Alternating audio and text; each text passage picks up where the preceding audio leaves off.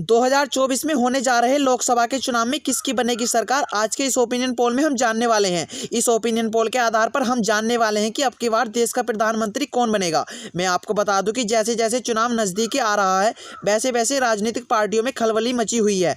देखा जा रहा है कि राजनीतिक पार्टियों के बड़े बड़े दिग्गज नेता वर्तमान पार्टी को छोड़कर अन्य पार्टी में शामिल हो रहे हैं। इससे साफ जाहिर होता है कि अब की बार चुनाव काफी दिलचस्प रहने वाला है। अभी अभी जनता के बीच से एक ताजा सर्वे निकलकर सामने आया जिसमें जनता ने कर दिया बड़ा खुलासा।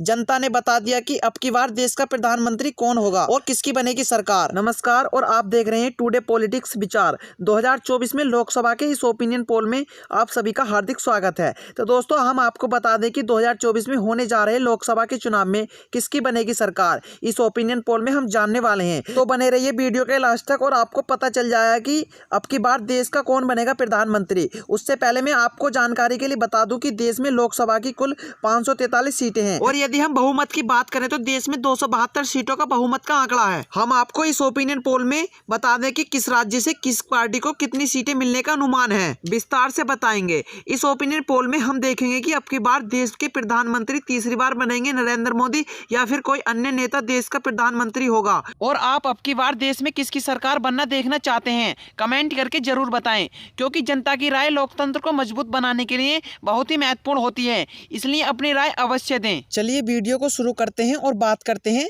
सबसे पहले राज्य आता है जिसका नाम है उत्तर प्रदेश।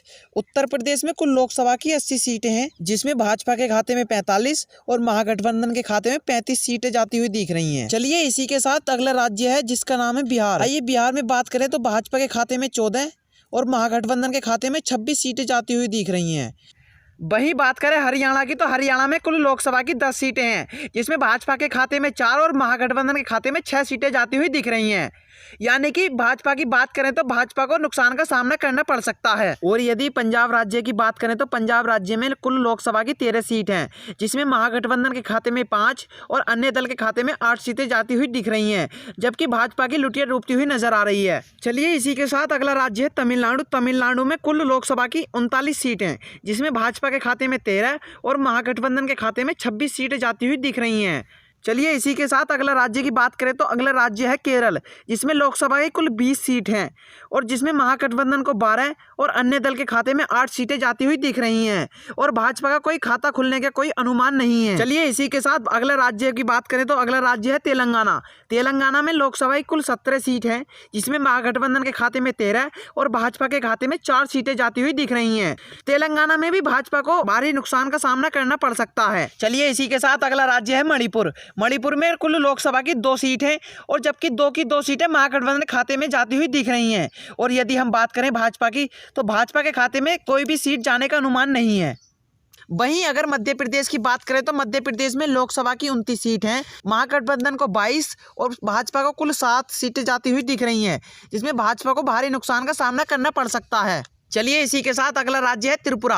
त्रिपुरा में लोकसभा की कुल 2 सीट हैं जिसमें भाजपा और महागठबंधन को एक एक सीट जाती हुई दिख रही है, यानी कि महागठबंधन और भाजपा को टक्कर का सामना करना पड़ सकता है। चलिए इसी के साथ अगला राज्य है जम्मू कश्मीर। जम्मू कश्मीर में कुल लोकसभा की 6 सीट हैं जिसमें भाजपा और महागठबंधन को 3-3 सीटें जाती हुई दिख रही हैं, यानी कि जम्मू कश्मीर राज्य में भी भाजपा और महागठबंधन को टक्कर का सामना करना पड़ सकता है। और यदि हम बात करें अगला राज्य है अरुणाचल प्रदेश। अरुणाचल प्रदेश में कुल लोकसभा की 2 सीट जिसमें महागठबंधन और भाजपा के खाते में एक एक सीट जाती हुई दिख रही है। इसी के साथ चलिए अगला राज्य है झारखंड। झारखंड में कुल लोकसभा की 14 सीट है जिसमें भाजपा और महागठबंधन को 7-7 सीटें जाती हुई दिख रही हैं, यानी कि आमतौर पर झारखंड में भी भाजपा और महागठबंधन को टक्कर का सामना करना पड़ सकता है। चलिए इसी के साथ अगला राज्य है राजस्थान। राजस्थान में कुल लोकसभा की 25 सीट है जिसमें भाजपा के खाते में 17 और महागठबंधन के खाते में कुल 8 सीटें जाती हुई दिख रही हैं, यानी कि महागठबंधन को राजस्थान में करारी हार का सामना करना पड़ सकता है। चलिए इसी के साथ अगला राज्य है गुजरात। गुजरात में कुल लोकसभा की 26 सीट हैं जिसमें भाजपा के खाते में 18 और महागठबंधन के खाते में कुल 8 सीटें जाती हुई दिख रही हैं, यानी कि महागठबंधन को भी गुजरात में करारी हार का सामना करना पड़ सकता है।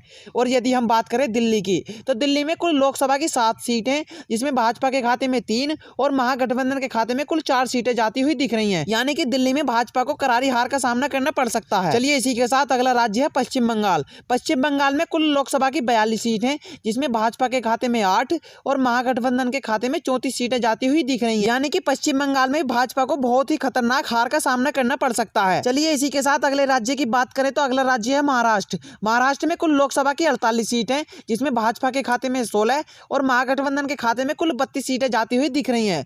यानी कि महाराष्ट्र में भी भाजपा हार का सामना करना पड़ सकता है। और यदि हम बात करें आंध्र प्रदेश की, तो आंध्र प्रदेश में कुल लोकसभा की 25 सीटें, जिसमें महागठबंधन के खाते में 10 और अन्य दल के खाते में 15 सीटें जाती हुई दिख रही हैं। और यदि हम बात करें भाजपा की, तो भाजपा लुटिया डूबती हुई नजर आ रही है। और चलिए इसी के साथ अगला राज्य है उड़ीसा। उड़ीसा में कुल लोकसभा की 21 सीटें, जिसमें भाजपा के खाते में 2 और महागठबंधन के खाते में 3 सीटें जाती हुई दिख रही हैं। और जबकि अन्य दल की बात करें तो अन्य दल के खाते में 16 सीटें जाती हुई दिख रही हैं। और चलिए इसी के साथ अगला राज्य है छत्तीसगढ़।